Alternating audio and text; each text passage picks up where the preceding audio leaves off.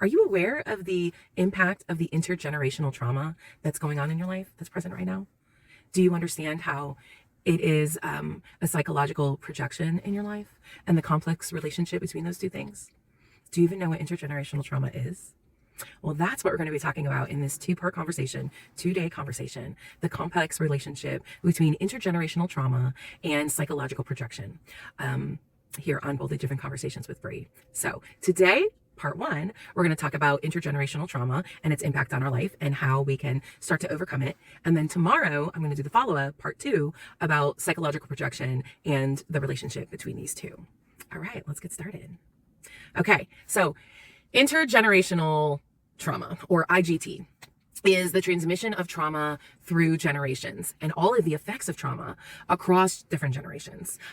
It's trauma that was experienced by your ancestors, by different generations, and how it impacts the mental, emotional, and even physical well-being of future generations. And we all have it, every single one of us, culturally, socially, and this is something that when we are unaware of it, it can have a huge effect on our life. Tomorrow, we'll be talking about psychological projection and how that is related to intergenerational trauma and how it perpetuates intergenerational trauma. Psychological projection is that defense mechanism where we attribute our own negative thoughts, like about ourselves, our own negative thoughts or negative feelings, and even our impulses, and we project them on somebody else as a way to avoid and acknowledge our own negative attributes, characteristics, and by projecting them on someone else, we feel like we don't have to take responsibility for them. So they are interconnected for sure. But we'll be talking about the projection part tomorrow on part two. So make sure you come for that. I do have some notes today because this is a really big topic and I want to make sure that I'm staying on task. Okay, so when does IGT occur? So and how does it occur? What is the primary mechanisms for it? So I kind of mentioned it already briefly, but there are three different ways that you will find it occur in three different kinds of mechanisms. The first one is biologically. So literally there is trauma that your ancestors have experienced and it affects your body's stress response system. And this is literally passed down genetically. So examples of this would be if your ancestors were slaves, if your ancestors were part of like indentured servitude, the things that happened to them during that time, the stress of it, and all those kinds of biological things that happen to their body literally was passed down through different generations. Now, some will say that it's so many generations back, it doesn't really count or doesn't really affect us biologically. They say, from my research, it's mostly, they say about 3 generations back. So if you can count 3 generations back, biological things that maybe happened to our ancestors, we may be carrying genetically. This means so that you might be more susceptible to anxiety, depression, and things like that. Psychologically is the next mechanism. So this is, we develop mechanisms and to cope, coping behaviors, rather, I guess you could say, coping behaviors that we unknowingly end up passing down to the next generation, to our children, and to, our parents pass down to our parents, grandparents rather pass down to our parents, and then our parents pass down to us. So their behaviors, their thought processes, their feelings, their coping mechanisms that are passed down through generations. And they're psychological. They're the way we cope with trauma that has happened generationally. And this gets perpetuated. And so common things like this are hypervigilance, avoidance, and difficulty having deep, lasting relationships. And then there are the social mechanism of social traumas that is intergenerationally passed down. And this is trauma that literally disrupts the family structure, the social network. And this oftentimes will lead to poverty, violence, social systems in general, social issues that will perpetuate the trauma cycle. So an example of this would be like not having enough food to eat, and then the poverty mindset, and then the lack mindset. And it just is socially, there are things inside of you that believes and will have behaviors that will follow that idea of lack, or that will follow the same patterns that your parents followed. So those are the 3 mechanisms of it. So the common effects then are mental health issues. And this means you might be more susceptible to depression, anxiety, PTSD, substance abuse, and so substance abuse. And then there could be physical health issues, especially when we're talking like the biological mechanisms. This could be like chronic pain, it could be autoimmune issues, or like heart disease. Then there are another common side effect of IGT is relationship difficulties. So this could be like passing down and not even realizing you have trust issues, even though maybe there's no reason for you to have trust issues with people, which makes it difficult to maintain healthy relationships with people. And just a general difficulty in maintaining healthy and deep relationships, intimate relationships with people in general. Another common side effect of IGT is difficulty regulating your emotions. So this could, you might be more angry, or you might have a lot more fear as a response, and there will be perpetual shame. Even though you don't have any reason for the shame, you may carry the shame of those in generations before you. It's just this unconscious shame that you carry. And then there's also the last one, I think that's the most common, is a negative self-perception. So with a negative self-perception, that means you have low self-esteem, and a sense of hopelessness, which can lead to depression and suicide. So those are kind of like the big hairy circle of it. And that's what we're talking about when we're talking about intergenerational trauma. Okay. So things that have happened to our ancestors, and then the effects of those things that happened, how it affects us in our present day life. Okay. So how do we break the cycle? Because here's the thing, is that we don't have to live with these things. We can break the cycle. These things absolutely have lasting effects for sure, but it really is possible to break the cycle. So the first thing that we do to break the cycle is we have to seek professional help. That means there are different therapies available. There are specific counselors and therapists that deal with intergenerational trauma. And these people understand how to process this kind of trauma specifically and help you develop healthy coping mechanisms and build resilience against being triggered in some of these things. I have talked to coaching clients who I don't understand why I feel this way about this situation. It really doesn't make any sense. I don't have any prior experience with this. And really, what I think happens a lot of times is that when we find ourselves in certain situations in life, we get triggered, like ancestral memories, biological DNA in our DNA gets triggered, and we don't even understand it because the mind, we know so little truly about the brain and the way the mind works. And so there are so many things that when we're unaware of stories and experiences of our ancestors, this is why history can be so important to us, and genealogy can be so important to our mental, emotional health and our physical health as well, because it teaches us why we might be triggered when it makes literally no sense why we're triggered. And the reason why I'm even talking about a lot of this is that I have been on this journey myself and trying to understand why I do what I do, feel the way I feel about certain things, and have certain reactions and responses to certain experiences, people, relationships, authority in general in my life.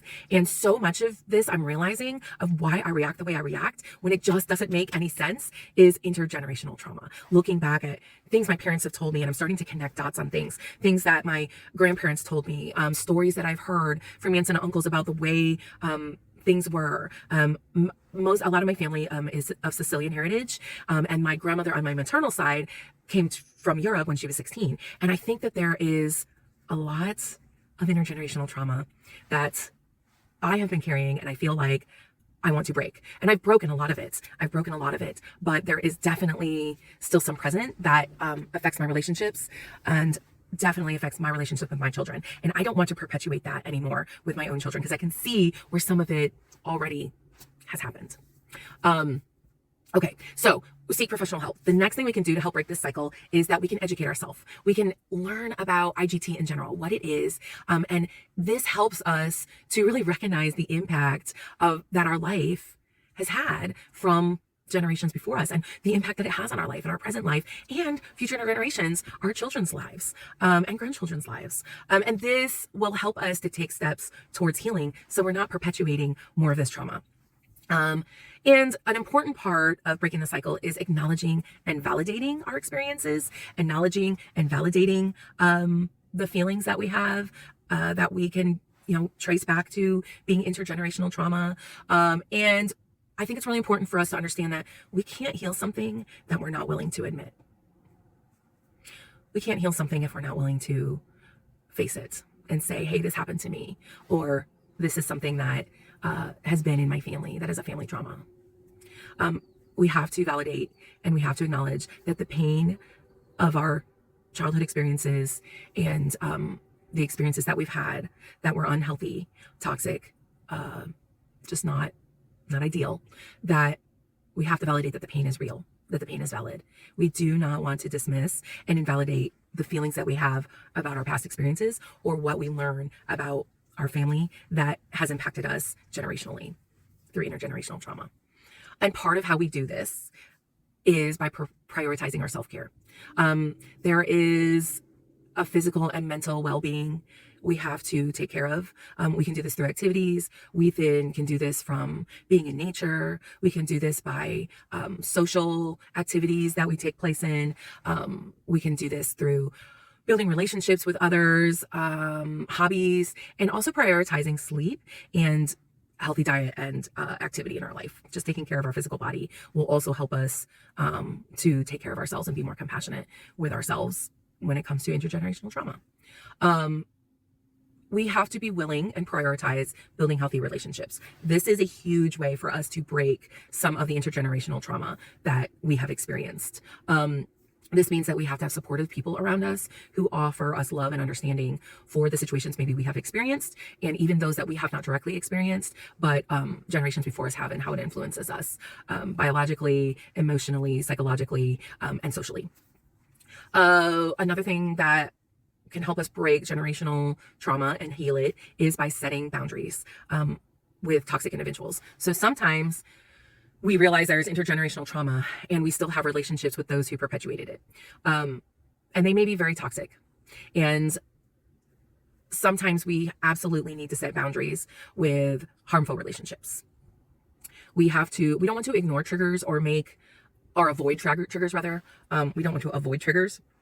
But at the same time, we need to create healthy boundaries for ourselves so that we're not constantly triggered in then making unhealthy, unwise choices for ourselves. And because this affects the way we see ourselves, this affects the way we see others, it affects how we relate with other people, it affects all of our relationships. And so we have to know our limits, and we have to set expectations with those who are harmful to us that we still want to have a relationship with, but we need to put in boundaries with those people.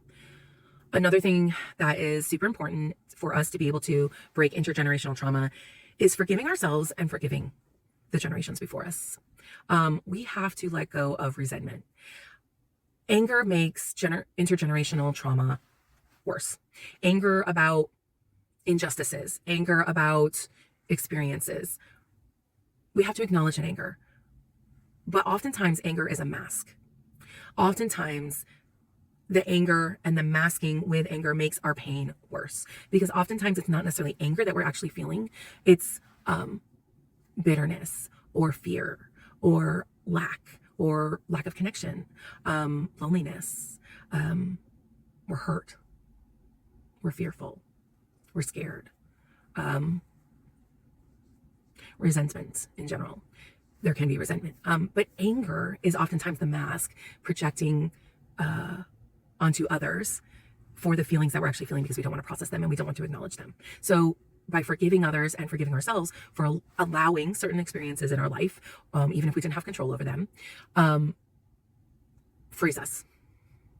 And when we are living under certain feelings that are negative in general and we're not addressing them, this gets stored up in our body and comes out oftentimes as chronic illness and sickness. So we can either metabolize negative feelings and forgive and move on and let go, and then use those feelings to build resilience, or we store them in our body and they become sickness. And this is how intergenerational trauma is then perpetuated biologically to the next generation.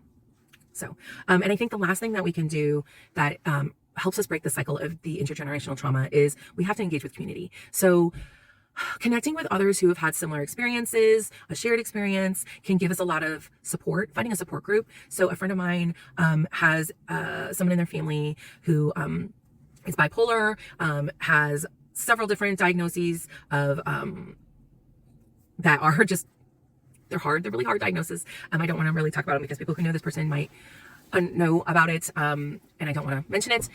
But they were a part of a support group that really helped them learn about these diagnoses, these psychological diagnoses, and help them understand that it was not their fault. Because oftentimes, like I said, with intergenerational trauma, there often comes a lot of shame. And so when we are able to not live our lives in shame, we are able to break down and break free from intergenerational trauma. And this oftentimes means we have to have support. We have to put ourselves and engage with the community, and we have to be real about our experiences and vulnerable in order to heal from them.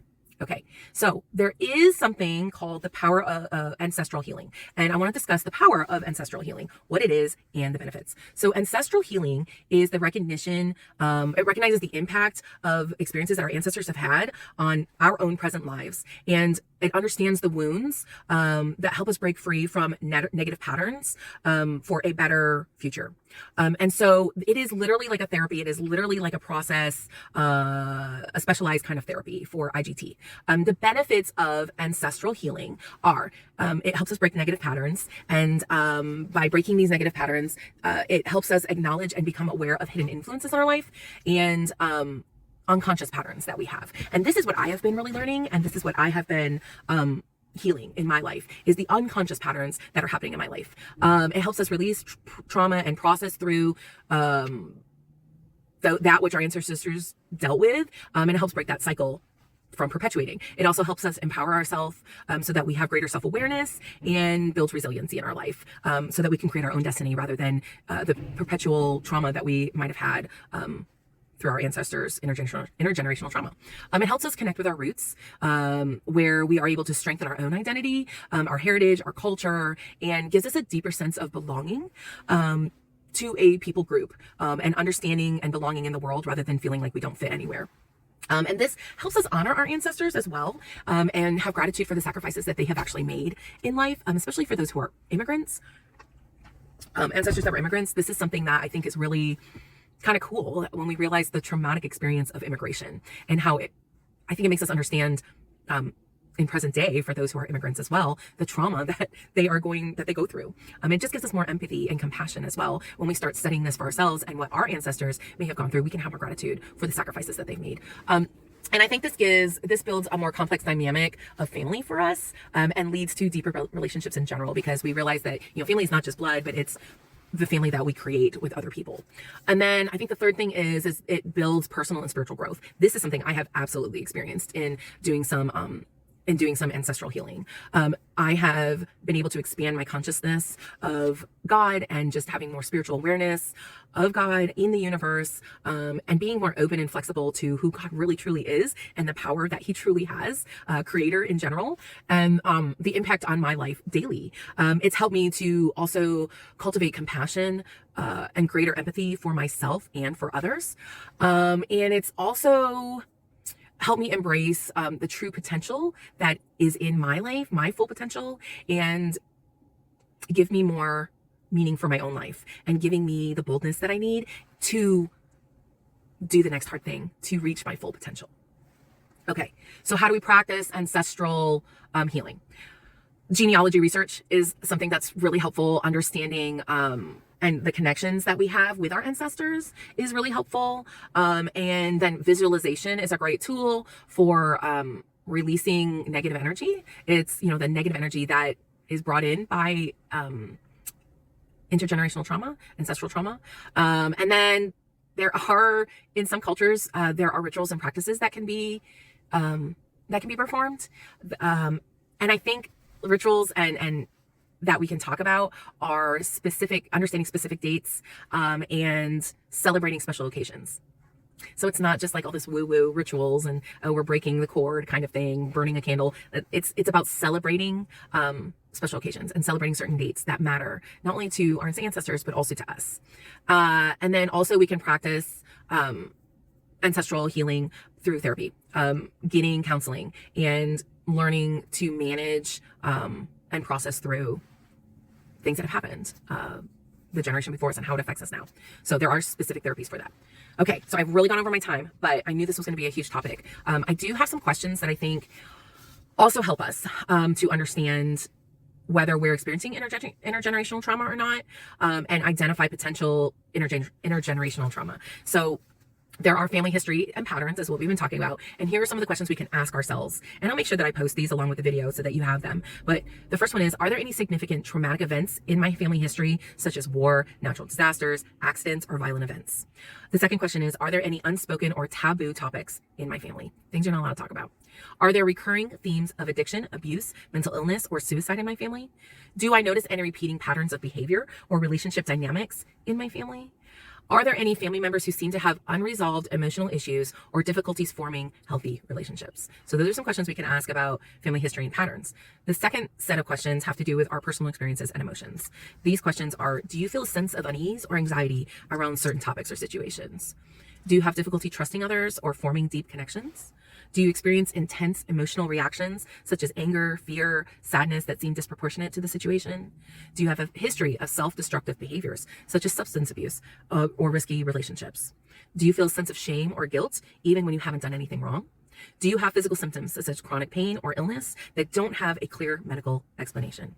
And then there are questions we can ask that deal with our beliefs and our values. Do I hold a rigid or negative belief about myself or others? Do I have a tendency to blame myself or others for problems in the world? Do I have difficulty setting boundaries or just saying no? And do I feel like I'm always walking on eggshells or trying to please other people? These were questions I asked myself that really started helping me explore the intergenerational trauma. And these were questions that were a combination of my own research and from my therapist. And these questions were super helpful for me to be able to identify some of the intergenerational trauma I've experienced and then start to break free from it using some ancestral healing and different therapies. So I hope this was super informative. I know it was really long, but I hope it was informative to you. And it's really setting us up for part 2 tomorrow when we're talking about psychological projection and the complex relationship between IGT and psychological projection. So have a great day, guys, and I'll see you tomorrow.